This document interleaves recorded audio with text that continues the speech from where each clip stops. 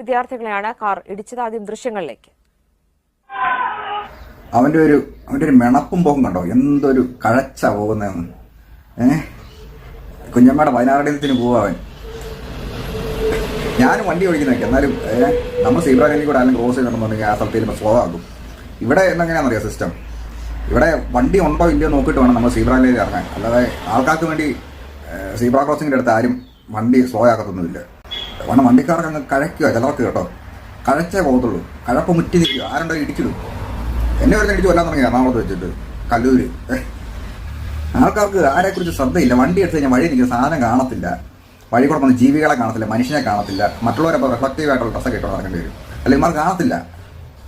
അമ്മാതിരി മരികളാണ് ഇവിടെ ഉള്ളത്. സാധാരണ മറ്റുള്ള വിദേശ രാജ്യങ്ങളിലൊക്കെ സീബ്രയിൽ അല്ലെങ്കിൽ മനുഷ്യൻ ക്രോസ് ചെയ്യുന്നതിൻ്റെ ഒരു സ്വിച്ച് ഉണ്ട്, നിൽക്കുമ്പോൾ വാക്കിംഗ് സിഗ്നലൊക്കെ വരും. അങ്ങനെയൊക്കെയാണ് കടന്നു പോകുന്നത്.